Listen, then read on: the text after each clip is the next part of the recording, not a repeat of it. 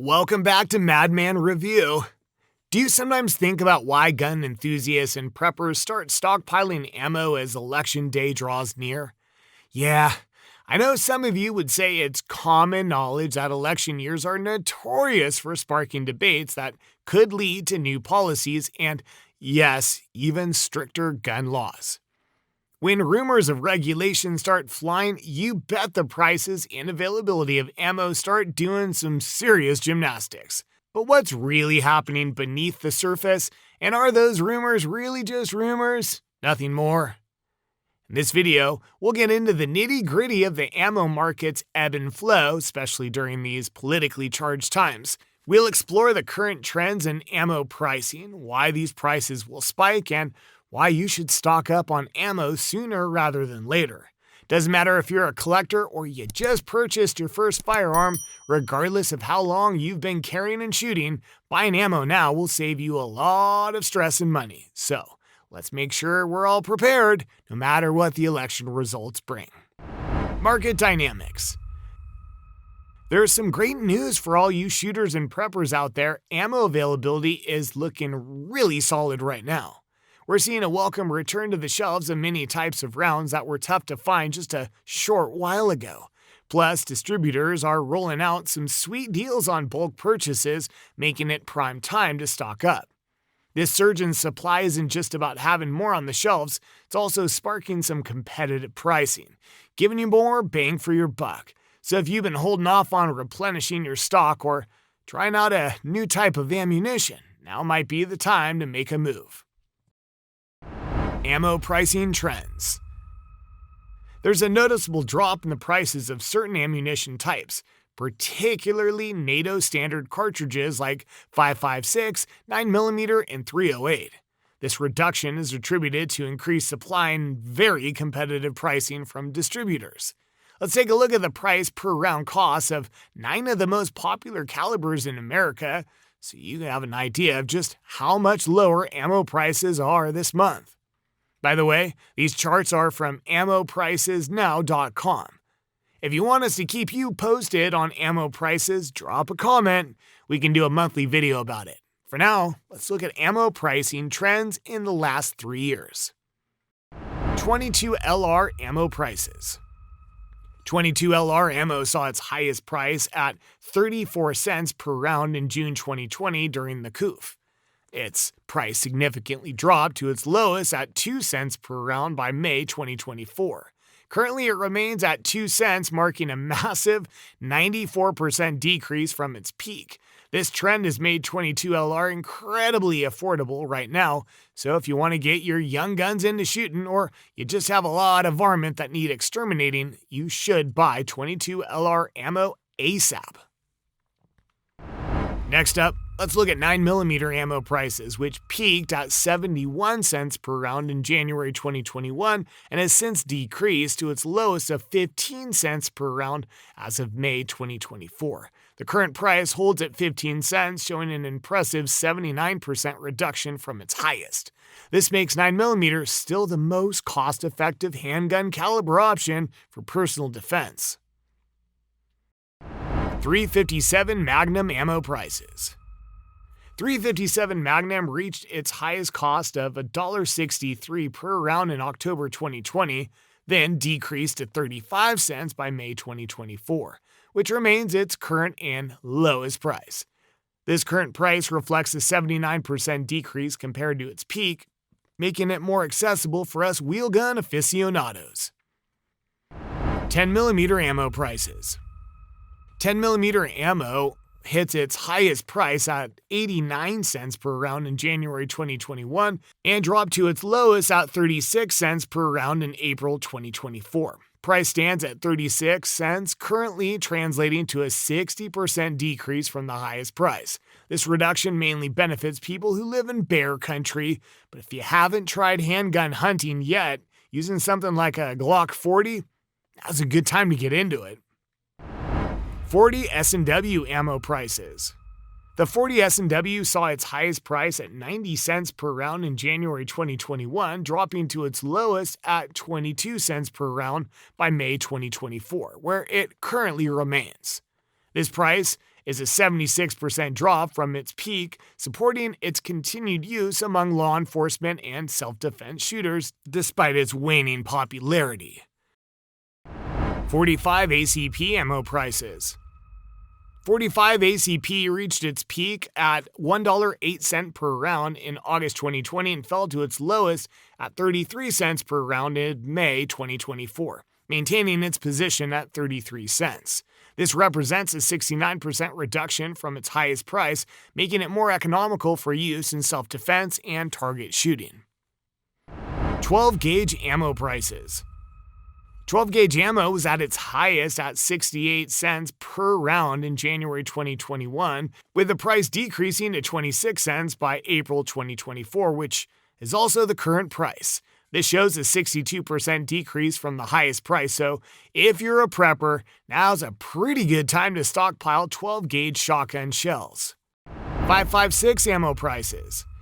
5.56 rounds were most expensive in January 2021 at 79 cents per round, but saw a drop to 38 cents in May 2024, the lowest and current price. This current pricing is a 52% decrease from its peak. Granted, it's nowhere near as cheap as 9mm ammo, but there's a very high likelihood 5.56 ammo prices will see a spike after the election. I'll talk about it more in a bit. 308 Winchester ammo prices.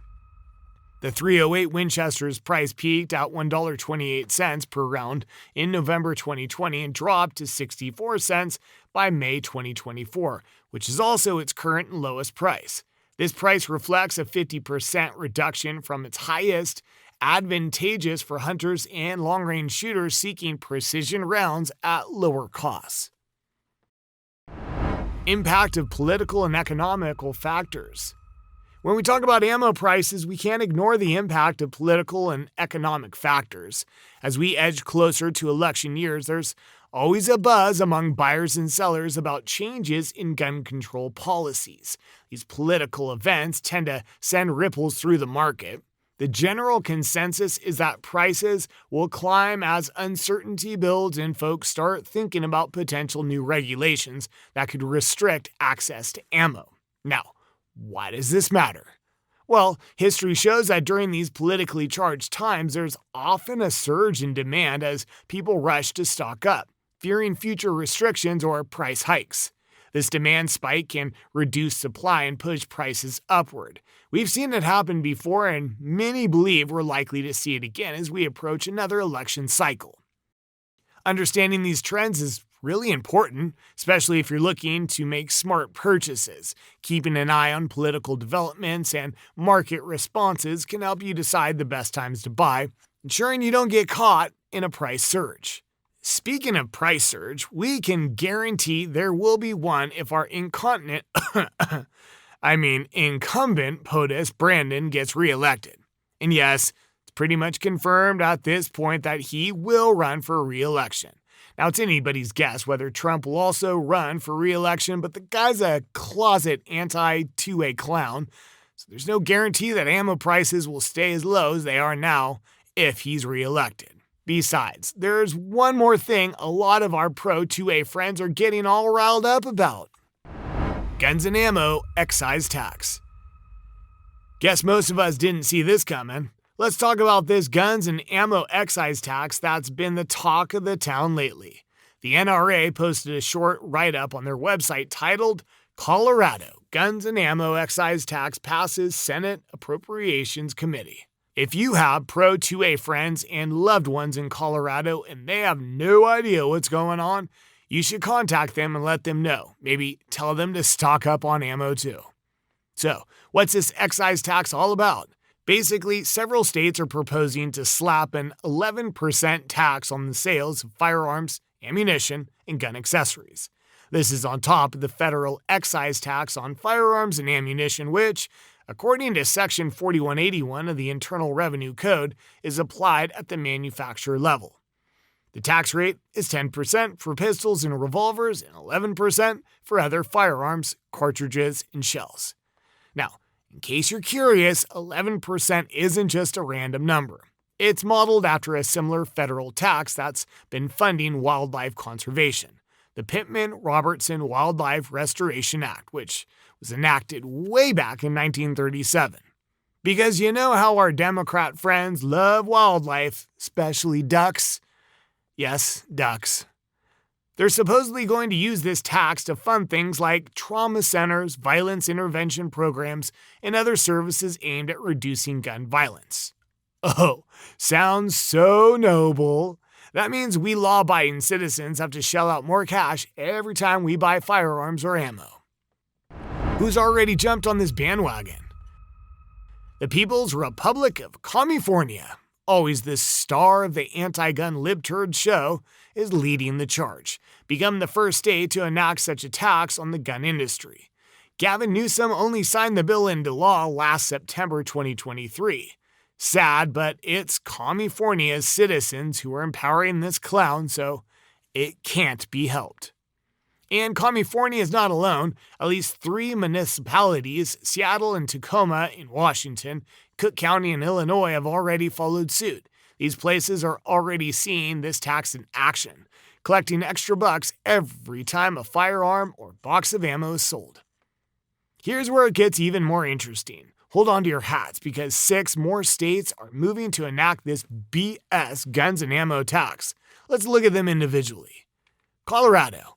As I mentioned earlier, in Colorado, HB 24-1349 already passed the Senate Appropriations Committee.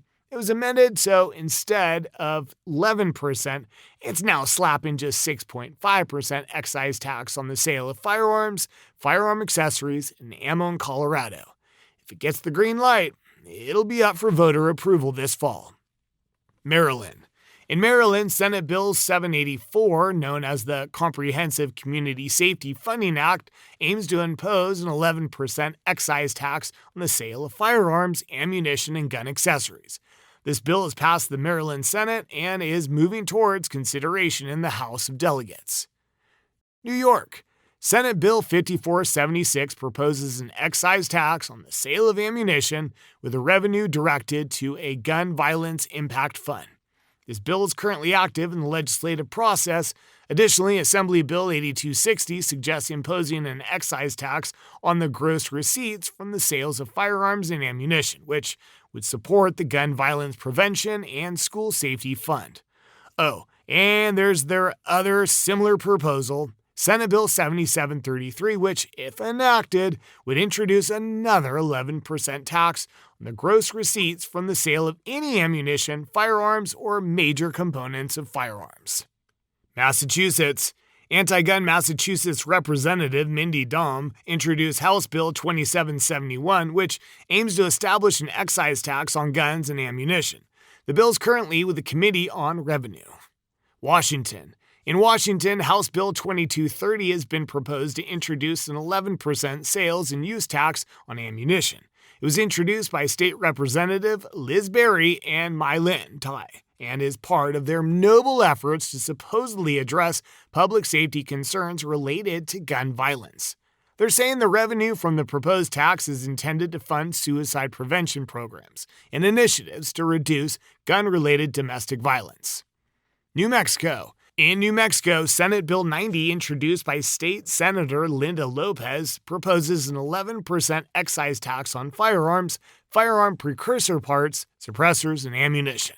The revenue generated from this tax is intended to support the Crime Victims Reparations Fund and a fund for services to children and families involved in abuse or neglect situations. So, how will this guns and ammo excise tax affect ammo prices? There's a pretty high likelihood we'll see drastic increases in ammo prices over the next 6 months. People are mostly unaware of this tax at the moment, but once everyone hears about it, you can bet ammo stocks will dry up.